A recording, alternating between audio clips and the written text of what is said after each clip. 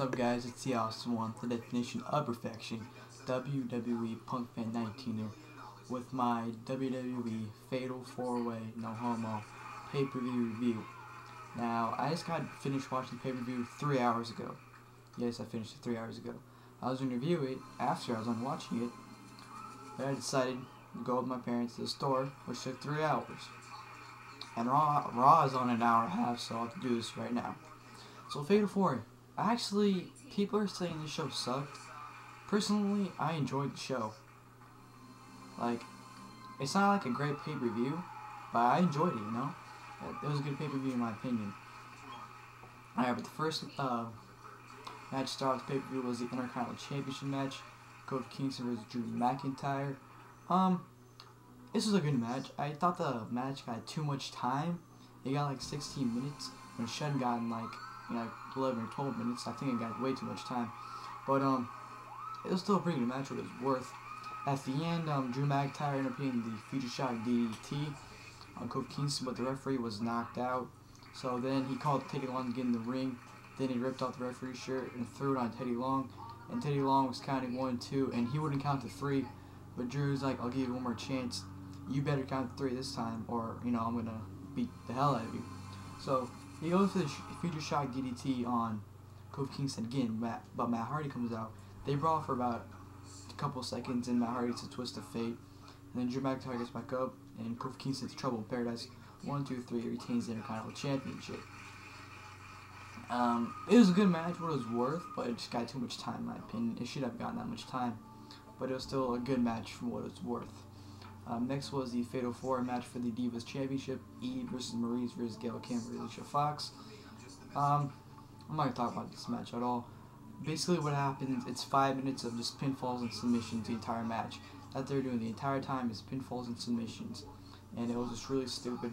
But at the end, Eve hit a neck breaker on Maryse and then hit a backflip, not backflip, a moonsault on Maryse, and then Alicia Fox threw her out of the ring and pinned Maryse. Personally, I don't have a problem with it. The only problem is that Alicia Fox does not draw any reaction from the crowd. When she comes out, the crowd is completely dead. Like, it doesn't say a word or anything. It's completely dead. And she doesn't know how to hold the title. Did you see how she was holding the title to the camera? She doesn't know how to hold the title. But she shouldn't have been on the card. Stupid match. Nothing important in that match. Next match, which I guess got added on the pay-per-view, was Chris Jericho versus Bourne. That match was such a sick match. It was so fun to watch. It was an awesome match. It was my favorite match of the pay-per-view. And I love the match, There's a lot of sick moves and counters in that match. Like, when Evan Bourne went to put his, when he put his knees on his opponent's face and drags it to the mat. When he tried that, Chris Jericho, when he got him in the, whatever the hell it's called, Jericho reversed it to the walls of Jericho, which was sick as hell. And then he had a sick-ass code breaker on, Bourne. Yeah, I forgot his name for a minute. And usually when he hits code breakers, everyone bounces back up. But when he hit the code breaker and Evan Bourne just flipped over on the side. Like, he didn't bounce up, he just went directly down. Like, he flipped over, which was sick. But at the end, Evan Bourne attempted airborne, which is a shooting star press, like 3 times. Like, he on the ropes, but Jericho kept getting up. He finally dropped him into like a DDT, but he didn't jump off. He just threw him, and his face landed in the mat, and he was laying on his stomach. And then Evan Bourne did the shooting star press and won the match. Like, he flipped him over, then pinned him, won the match. And a sick match. I recommend you guys watching this match. It's sick. People are complaining that Jericho is being a jobber right now. Jobbing Evan Bourne. He's not jobbing. He's just putting over Evan Bourne because Evan Bourne's getting a push. And when someone's getting a push, it's your job to push him. Put him over you. That's what Jericho's job was, and Jericho did that. But before the match, I forgot to mention this. He cut a promo, basically saying what Evan Bourne's trying to do, what he did, climb her way to the top by knocking off all the main eventers, the big guys right now, to get to the top. So I'm just saying that's a promo Jericho cut, but whatever. Next match was the Fatal 4 match for the World Heavyweight Championship. Jack Swagger versus Big Show versus CM Punk versus Mysterio. I had a lot of fun with this match. I thought this was a really good match. I had a lot of fun watching it. It was pretty funny when Big Show was swatting everybody. Like, they got up and he'd like swat them and they'd like fly across the ring. That was pretty funny. But then everyone started beating the crap out of everybody. Like when whatchamacallit, when CM Punk hit the GTS on Jack Swagger, and then Mysterio kicked Punk into the ropes for the 619. But when he went for the 619, like, you know, when he grabs ropes and does it, Big Show just catches him and throws him on the announce table. That was awesome.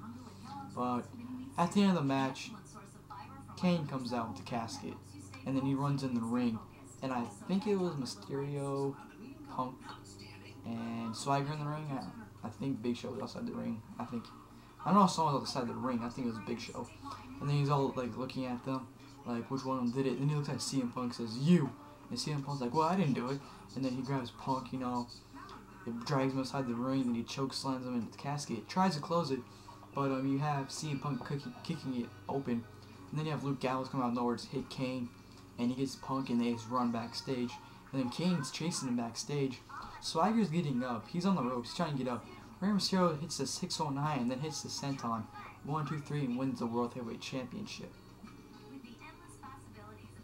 I'm not even talking about Rey Mysterio winning the World Heavyweight Championship. Next match was the United States Championship match. The Miz vs. R-Truth. I'm not talking about this match at all. The crowd told the story with the boring chants. Like, this is boring. Yeah.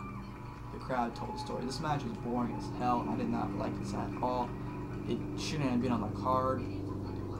At the end, though, R-Truth tried rolling at the Miz 2 times, and he would try to do it again. He went between his legs and tried to roll him up, but the Miz caught him and rolled him up. Well, just pinned him like that. Won the match with the rolled up. Nothing special about the match. Boring as hell. And then you have the Hart Dynasty versus the Usos and Tamina. Another boring match. What can I say? 2 boring matches in a row. What's up with that? But at the end, Tyson Kidd actually had a sick ass spot where he jumped out to the jump on one of the Usos. I forgot which one it was, and they Samoan backdropped him into the barricade, which was sick as hell. And then he jumped off the ropes again to knock down the Usos so Natalia can hit the spinning clothesline at Tamina and win the match. Nothing special about the match, just like the United States Championship match. Boring. Wasn't a good match at all. And then you got to the main event, Fatal 4 match for the World Heavyweight Championship. John Cena versus Randy Orton versus Edge versus Sheamus. This is a good match. I actually enjoyed this match a lot. But most of the time, the only problem was, it was a one-on-one match, because every time someone got in the ring, someone gets thrown out of the ring. You know, that was my only problem with the match. But at the end of the match, I think it was Cena and Edge. Yeah, Cena had Edge in the STF. Sheamus comes out, you know, hits John Cena, so they break up the submission. And then the NXT guys come running the ring. Well, they're not running in the ring, they're backstage, because it actually went backstage, so the superstars were watching the Fatal 4 match. There was R-Truth, the Hart Dynasty, and Evan Bourne watching. And all of a sudden, the NXT guys just jumped them from out of nowhere. You know, and they're tearing the backstage up. And he goes back to the ring, and Cena's the only person in the ring just staring at the Tron. And then, you know, the NXT guys come running in the ring. They beat the crap out of Cena, you know, they're beating the crap out of him like they did a couple weeks ago on the Viewer's Choice Raw. And then they're just beating him up, and then you have Edge pull out Wade Barrett, and Edge just starts fighting Barrett.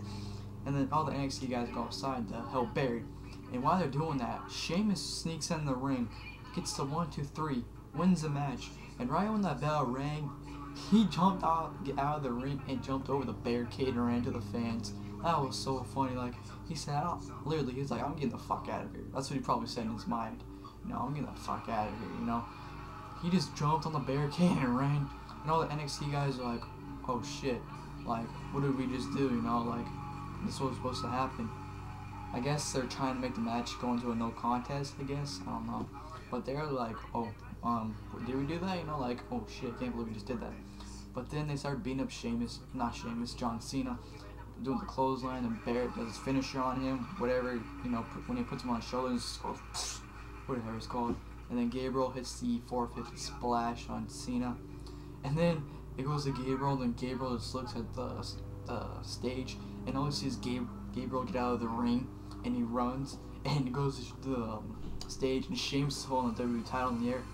Then he's like, oh shit, then he runs backstage. NXT guys run backstage. Then it goes to the ring where Cena is in the ring. Then it goes I think it was Orton. Then it goes to Edge. Then it goes back to Cena. Then it goes to Orton and Edge again. Then it goes to Cena, and it closes the pay-per-view. So overall, pretty good pay-per-view. I enjoyed it a lot. Not a lot, but I enjoyed the pay-per-view enough to say it was a good pay-per-view. So this is my pay-per-view review.